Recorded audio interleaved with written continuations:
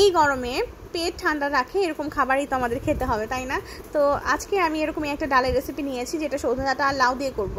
Hello everyone, welcome to another new blog. কেমন আছেন সবাই? তো এই যে এই ডালটা রান্না করব, এটাকে শুক্তোর ডাল বলে। আমি ওই রেসিপিটা শেয়ার করছি যে আমরা কিভাবে করি। মটর ডালটাকে প্রথমে ভালো করে সেদ্ধ করে নিয়েছি, তারপর এটাকে ভালো করে ঘুটে নিলাম।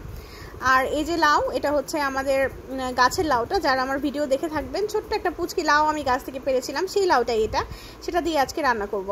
এটা অন্য কোনো ডালে করে কিনা আমি জানি না, অনেকে করে, তবে এটা মটর ডালে খেতেই বেশি ভালো লাগে।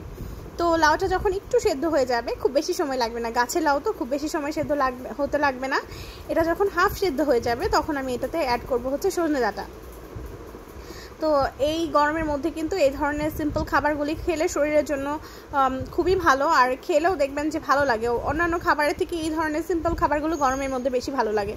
তো তাই আজকে আমি রেসিপিটা শেয়ার করছি আপনাদের সাথে। আর কে কে এভাবে খান, কী করে খান, আমাদেরকে কমেন্ট করে জানাতে পারেন। আর সজনে ডাঁটাটা দিয়ে দিলাম, এটা দিয়েও খুব বেশি সময় সেদ্ধ করতে হবে না, কারণ কচি ডাঁটা তো খুব বেশি সময় লাগবে না সেদ্ধ হতে।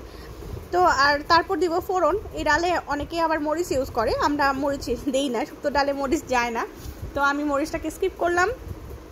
তেজপাতা দিলাম, তারপর দিলাম হচ্ছে 5 ফোড়ন। এটা দিয়ে যখন একটু ভাজা ভাজা হয়ে যাবে, তখন ইউজ করব হচ্ছে উস্তা। এই ছাদ থেকে আমি একটা ছোট্ট উস্তা পেরেছিলাম, আমি সেটাই এখানে একটাই দিব, কারণ তেতো বেশি হয়ে গেলে অনেকে খেতে পছন্দ করে না। যেহেতু আমি একটু শুদ্ধকে লগ্নকে ট্রাই করাবো ভেবেছিলাম, তার জন্য আমি তেতোটা একটু কম দিয়েছি। আপনারা চাইলে একটু বেশি করে দিতে পারেন, তো বেশি করে দিলেও খারাপ লাগে না। তো যাই হোক, এটা যখন একদম ভাজা ভাজা হয়ে যাবে, তখন ইউজ করব আদা দিয়ে তারপর ডালটা দিয়ে দিব। এই তো একটু একটু আদা দিয়েছি, খুব বেশি পরিমাণ আদা দেওয়ারও কিন্তু দরকার নেই। এখানে বড় চামচ দিয়ে 1 চামচের মতো এই যে ডালটাকে দিয়ে দিলাম, দিয়ে একটু সময় ধরে ফুটিয়ে নিতে হবে।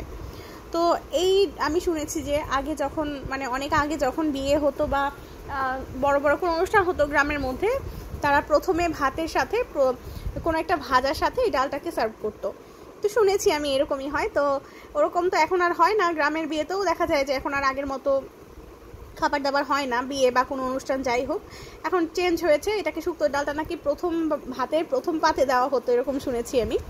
তো সেটাই হচ্ছে এই শুক্তোর ডাল।